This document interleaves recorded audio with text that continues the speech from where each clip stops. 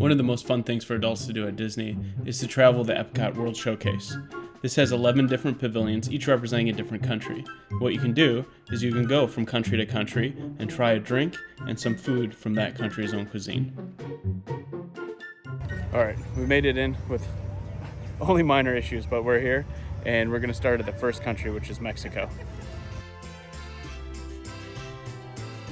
I don't know if it was just because we were excited, but Mexico was one of the best showcases and it was a really great start. The showcase was featured around this giant Aztec pyramid, and inside it was filled with a bunch of shops, a restaurant, and even a tequila bar.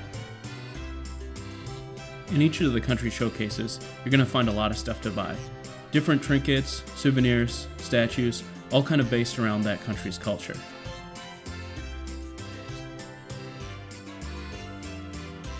What you also find is that a lot of them have different souvenirs based off Disney mixed with that culture, which is really cool. Mexico also had a little boat ride through an old-fashioned Mexico City, but that's not what we came for. What we came for was the food. Alright, we got our first one, sope de chorizo, vegan chorizo, but Kara and I are both vegetarian, so I got the most important vegetarian item.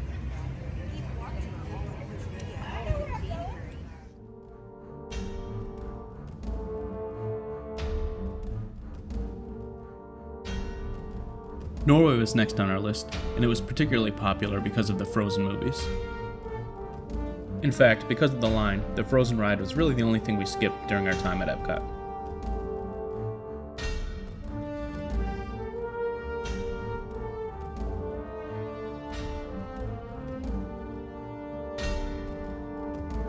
We went into a couple of the shops and I noticed these really creepy trolls that started to pop up everywhere. And then of course, I looked everywhere all Christmas for Sleepy Sven for Kara, and look what they had here. A stack of 100 of them just waiting. Because most of the featured drinks were really small, and we were sharing, we were able to stay out of trouble. Well, everywhere except Norway, that is.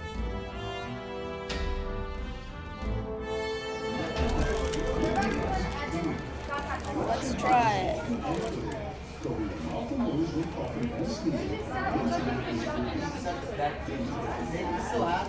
So Norway has a kringle, some kind of pretzel pastry with some chocolate.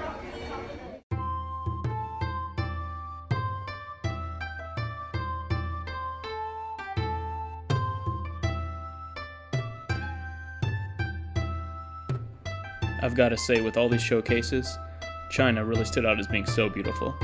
They had these temples, these water gardens, flower gardens. You could tell they took their time with this one, and it was really pretty.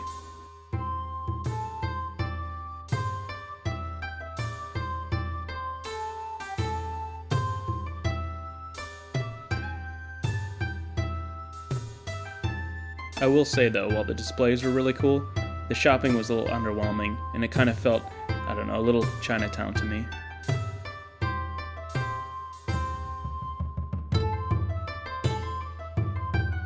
But shopping and displays aside, let me get to the food. They had a crab wonton there, and a crab wonton seems like it's something generic that you could get anywhere, but man, when I tell you this was one of the best things we had all day, it was so good. And if you go, you have to order these.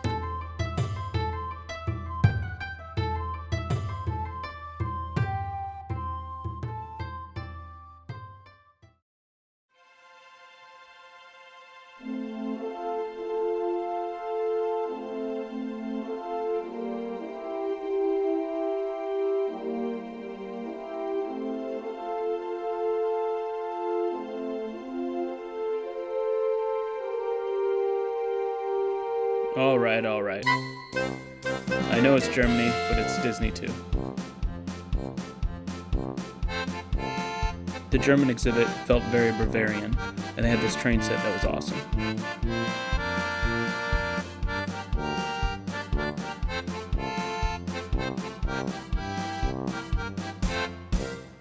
And of course, you couldn't have Germany without the Christmas market.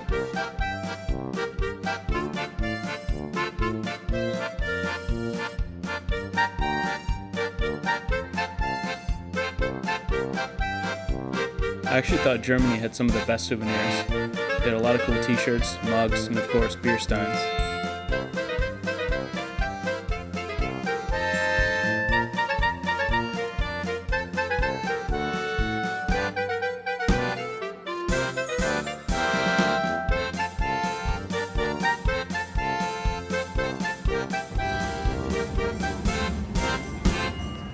Well, Kara ordered the pretzel with ham.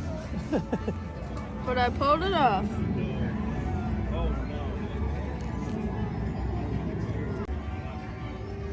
I ate it. They eat fish, so. Is it gonna choke?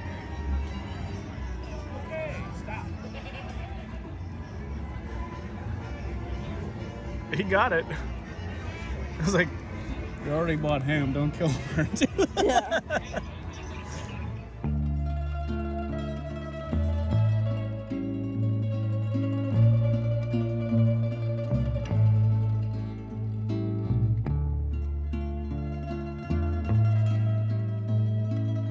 As a country, Italy's really interesting. It's beautiful, great food, great wine, high fashion, and of course loud cars. But none of that really translated here. I'd have to say, and Kara says she totally agrees, that this is probably the most underwhelming of the showcases. Nothing particularly wrong with it, but nothing stood out to us either.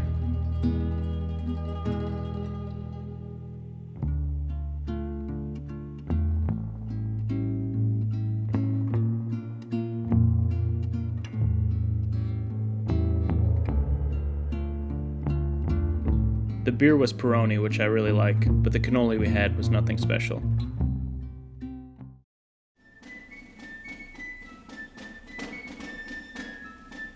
I'm still not completely sure about this one, but I don't think the American experience is considered a full showcase. It's kind of a pit stop halfway in the middle. So we got a Coke, it's American enough, and we went on.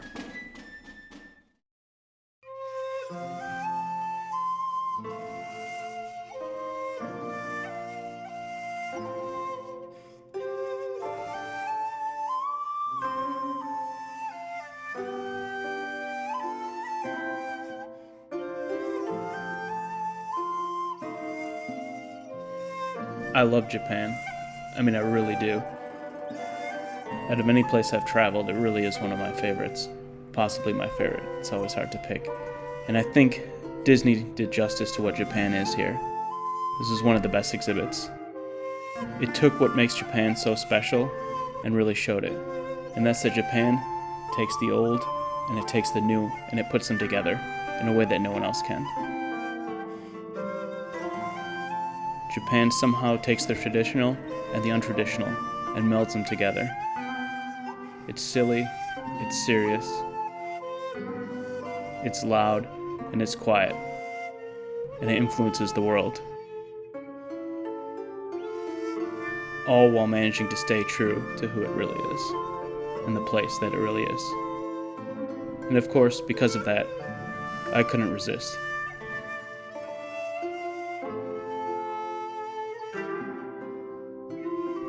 If you're a seafood person, these crab and shrimp balls would be one of your favorite meals of the day. If you're not, you probably wouldn't like them. Kara and I both agreed, though, that this drink was definitely one of the best of the day.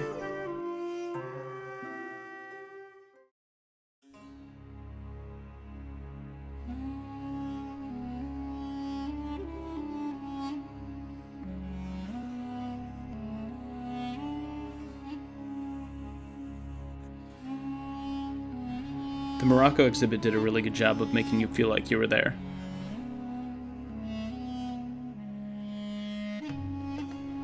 I think it was somehow how everything in it was really tall. It made you feel like you were inside, like you were there.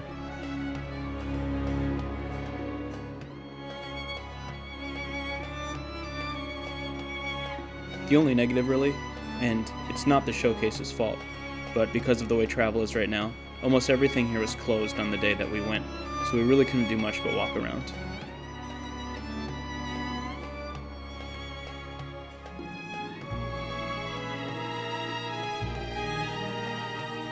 So in my personal opinion, Morocco featured my favorite dish and my least favorite drink. If you're familiar with Middle Eastern food or those Moroccan spices, you're gonna love this. The drink, however, was some kind of cider. I really didn't like it at all.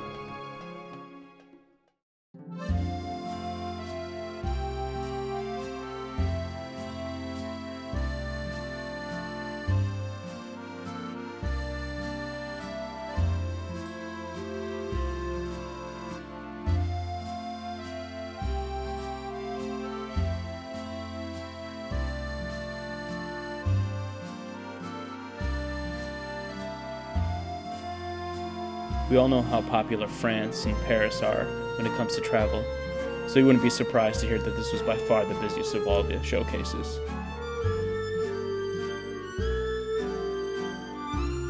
It also had shops with what I thought were really cool t-shirts, really cool bags. I mean, you could really go on a spree here if you're into shopping.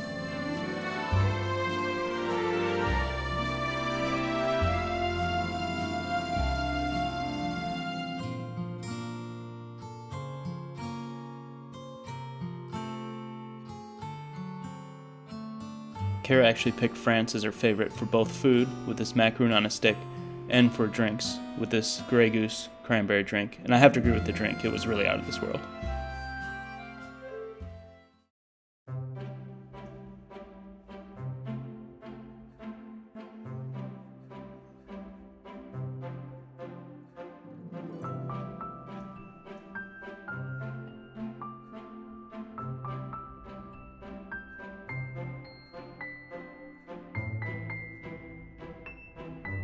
The UK showcase felt like a little English village. At this point, this would have been 7 or 8 hours and maybe 10 drinks and 10 snacks later, so we were both starting to feel it, but we enjoyed it nonetheless.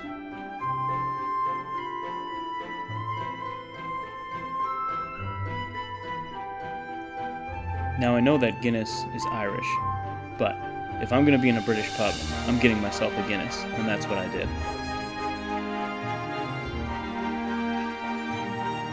Along with that, we got some fish and chips, and we sat on the road and waited for the parade.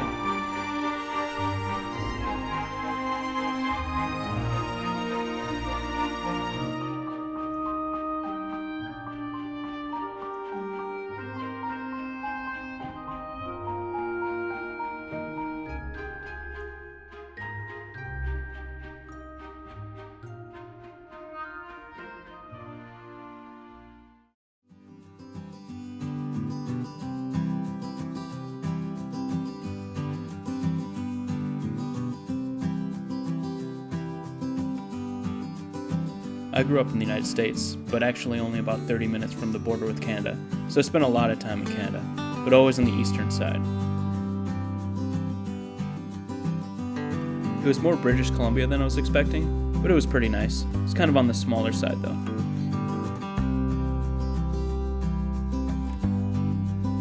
I've got to say, out of the whole trip, the only thing I regret not getting was this Mickey. As far as the menu went, there wasn't a vegetarian option, so it was one blue light and our journey would be complete. We did it. Mission complete.